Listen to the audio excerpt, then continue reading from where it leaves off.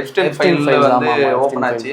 So அதை பத்தி ஏதாவது இதுல வந்து மைக்கேல் ஜாக்சன் நடிப்புல வெளியே வந்திருக்க மைக்கேல் படத்தை பத்தி தான் இன்னைக்கு ரிவ்யூ பார்க்க போறோம். அவரோட பயோகிராஃபியை வந்து எந்த அளவுக்கு எடுத்திருக்காங்க, அதுக்கேற்ற மாதிரி ஸ்கிரீன் பிளேயும் பண்ணியிருக்காங்களா? இல்லை ஃபர்ஸ்ட் ஹாஃப் நீங்கள் பார்த்தீங்கன்னா ஃபர்ஸ்ட் ஹாஃப் போகிறதே தெரில உங்களுக்கு.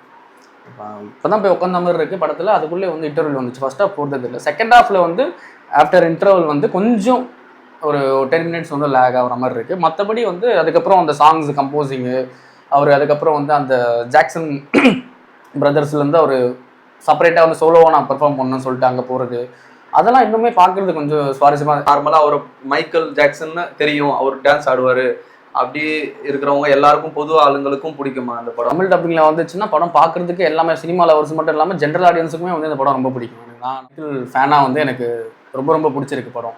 மொத்தமாகவே டியூரேஷன் பார்த்தீங்கன்னா ஒரு 2 hours தான் படம் ஃபுல்லாகவே.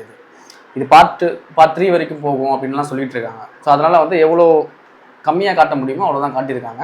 அவரோட சைல்டுஹுட்லேருந்து அவர் வந்து நிறைய மிஸ் பண்ண அந்த சைல்டுஹுட், அந்த சின்ன பசங்கள்லாம் வந்து அனுபவிக்கிற சில விஷயங்கள், அந்த டாய்ஸு, அந்த ஃப்ரெண்ட்ஸு, அதெல்லாம் எதுவுமே அனுபவிக்க மாட்டார். ஸோ அந்த இதில் தான் வந்து போயிட்டுருக்கு. ரொம்பலாம் வந்து அவர் சர்ஜரி பண்ணுறது, அவருக்கு நடந்த சில கான்ட்ரவர்சி, அதெல்லாம் எதுவுமே ஃபுல்லாக அதை காட்டலை. ஸோ ஓரளவு தான் காட்டியிருக்காங்க. அப்புறம் வந்து அவர் ஸ்கின் வந்து சேஞ்ச் பண்ணுறாருல, ரொம்ப ஒயிட்டாக மாறினது, கருப்பில் பிளாக்லேருந்து ஒயிட்டாக மாறினது.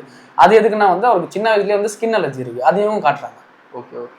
ஸோ கருப்பா போடுறது வந்து அவமானமாக நினைக்கல, அது பெருமையாக தான் நான் நினைக்கிறேன். நான் கருப்பா போடுறது எனக்கு பெருமை தான் அப்படின்னு சொல்லிட்டு அவர் இன்டர்வியூவில் சொல்லியிருக்காரு. அதை நீங்கள் பாருங்க. இப்போ புரிதல் வந்து எப்படின்னா, இன்னைக்கு வரைக்குமே எனக்கு கூட வந்து இப்போ நீ சொல்லும்போது தான் இதே புரியுது. அவர் அவமானப்பட்டதுக்காக அதை ஸ்கின்னை மாற்றல, ஒரு அலர்ஜி அவருக்கு வந்து உடம்பு ஃபுல்லாக அலர்ஜி ஆனதுனால அதை வந்து சேஞ்ச் பண்ணியிருக்காரு, ஃபேஸ் வந்து ஒயிட்டாக சேஞ்ச் பண்ணியிருக்காரு அப்படின்னு நான் கூட நினச்சேன். ரொம்ப நாள் இதே நினச்சிட்டு இருந்தேன். இவ்வளோ புகழ்பெற்ற ஒருத்தர் வந்து, இவ்வளோ நல்லது செய்கிற ஒருத்தர் வந்து ஒரு ஸ்கின்னுக்காக ஒரு சேஞ்ச் ஆவாரா அப்படின்னு சொல்லிட்டு நினச்சிருந்தேன். பட் அது வந்து அதில் ஒரு பிரச்சனை இருக்குது, அதனால பண்ணியிருக்காரு அவர். ஸோ அதுக்காக பண்ணுறது ஒன்றும் தப்பு கிடையாது. இப்போது எனக்கு வந்து இந்த ஆப்பர்ச்சுனிட்டிஸ் அவரை பற்றி சொல்கிறதுக்கான ஆப்பர்ச்சுனிட்டிஸ் கொடுத்தது எனக்கு வந்து ஒரு பெரிய பெரிய ஒரு நன்றி. இதெல்லாம் வராது, என்னங்க இதெல்லாம் வராதுன்றீங்க.